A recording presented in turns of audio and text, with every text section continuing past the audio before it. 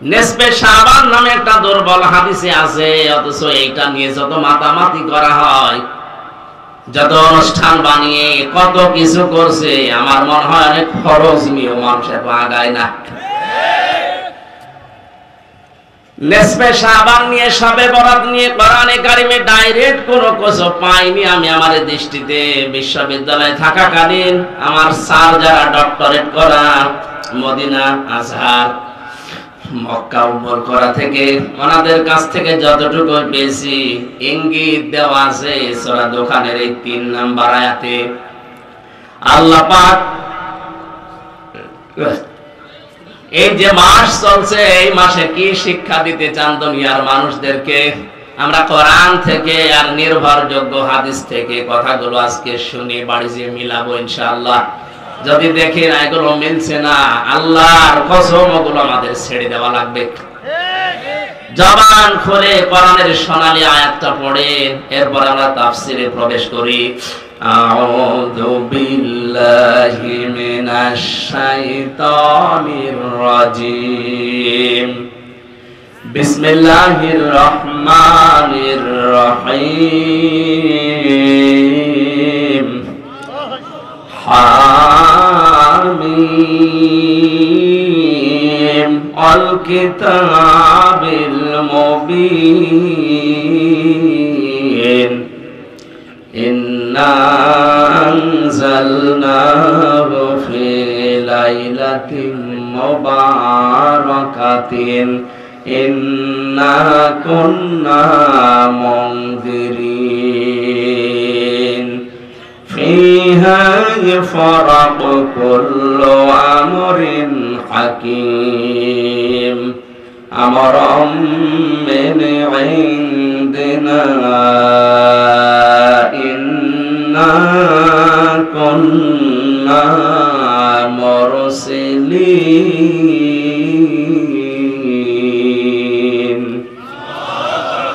সূরা দুখান। কোন সূরা? দোকান শব্দের শাব্দিক অর্থ ধোঁয়া। কি বললাম? এই যে ধোঁয়া বলে ধোঁয়া, দোকান থেকে তাদখিন, যেটা আমরা বিড়ি বলে জানি। ধূম পান বলা হয়, ধূম শব্দের শাব্দিক অর্থ ধোঁয়া, পান মানে খাওয়া। ধোঁয়ার কি খাবেন আপনি? পৃথিবীতে কিয়ামত কায়েম হওয়ার আগে এই ধোঁয়া সৃষ্টি করবেন আল্লাহ, তামাম দুনিয়া অন্ধকার হয়ে যাবে। জাহান্নামের ভেতরে একটা জায়গা আছে, সেখানে ধোঁয়া ওঠে। ইন্না আযাবাহা কানা গরামা। এই গরামা মানে যে জায়গাটা জাহান্নামের ভেতরে আছে, এখানে ধোঁয়ার কুণ্ডলী, শুধু শুধু ধোঁয়া ওঠে। এখানে 27টা পয়েন্ট আছে এই সূরার ভেতরে। আমরা আস্তে আস্তে দেখি, প্রবেশ করি। আল্লাহ পাক দোকান দিয়ে, ধোঁয়া দিয়ে আমাদেরকে কি জানাতে চেয়েছেন? হামিম এর অর্থ শুধুমাত্র আল্লাহ জানে। কে জানে? ওটা নিয়ে নাড়াচাড়া করা দরকার নেই। আল কিতাবিল মুবিন, আল্লাহ বলেন আমি কিতাবের কসম করছি। কোন কিতাবের? যেটা স্পষ্ট। যেটা কি স্পষ্ট?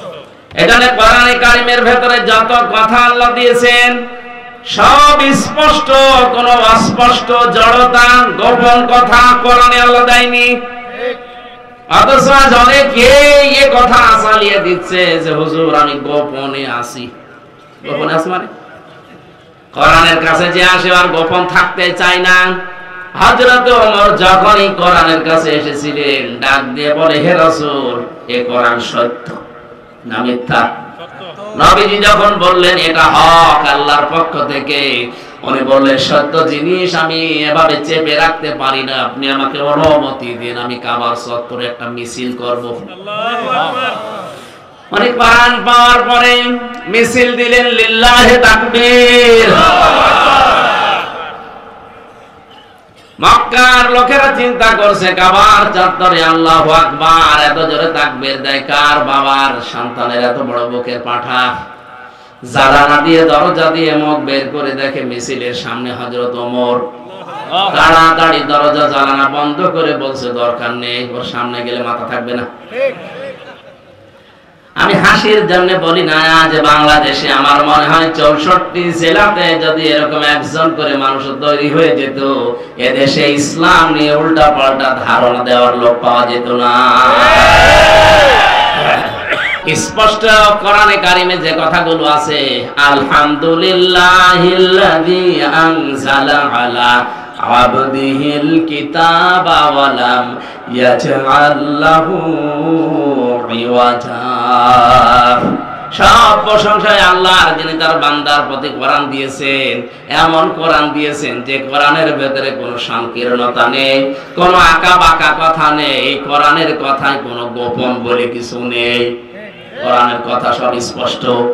সুতরাং স্পষ্ট আয়াতগুলোতে যারা হাত দিচ্ছেন তাদের জন্য এই নেসফে শাবান, এই শাবান মাসে আল্লাহ এই আয়াত নাযিল করে ইঙ্গিত দিয়েছেন, ইন্না আনজালনাহু ফি লাইলাতিন মুবারাকা। অবশ্যই কোরআনে কারীম আমি মর্যাদা সম্পন্ন বরকতময় রাতে নাযিল করেছি। ইন্না কুন্না মুনজিরিন, অবশ্য আমি আল্লাহ সতর্ককারীও সাথে পাঠিয়ে দিয়েছি। তারা নবী রাসূল, নবী আর রাসূল এখন নেই, ওই দায়িত্ব এখন বাংলার আলেমদের প্রতি এসে পড়েছে।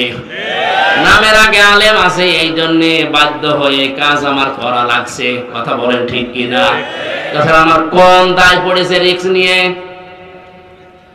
কোরআনে কারিমে আল্লাহ সতর্কবাণী হিসাবে পাঠিয়েছে নবীদেরকে, রাসূলদেরকে। ওনারা নেই এখন, ও দায়িত্ব তো এখন এই পৃথিবীর যারা আলেম তাদের। আর আমার নামের আগে আলেম লেখা আছে, এই কারণে আমিও ঝামেলায় পড়ে গেছি। এই দায়িত্ব শুধু আমি হামজার একা। নবীজি জানিয়েছেন, বাল্লিগু আন্নি ওয়ালাউ আয়া। বাল্লিগ না বাল্লিগু? বাল্লিগু। যারা গ্রামার পদে জিজ্ঞাসা করেন এটা বহুবচন। এ বাল্লিগুর ভেতরে আমি হামজা যেমন আছি, এখানে যত মানুষ নবীর উম্মত দাবি করবে সবাই আছে। নামাজ পড়া যেমন ফরজ, নবীর আদেশটা মানা ফরজ। আজকে বলেন, আমার হয়তো কোরআনের আয়াত বেশি জানা আছে, আমার প্রচার করা লাগবে বেশি। আপনার কিছু জানা নেই, অন্তত কুল হুয়াল্লাহু আহাদ জানা নেই, এটাই প্রচার করেন। নামাজের মতো এটাই ফরজ। সবাই মিলে যদি এই দেশে ৯৬% মুসলমান আমরা এভাবে দায়িত্ব নিয়ে নামাজ ফরজের মতো কোরআনের যে কোনো বিষয় জানলেই প্রচার করতে পারতাম, তাফসীর মাহফিলে দেশে বাধা হতো না। খালি একজনের উপর দিয়ে রেখেছো, যা করে করুক গা।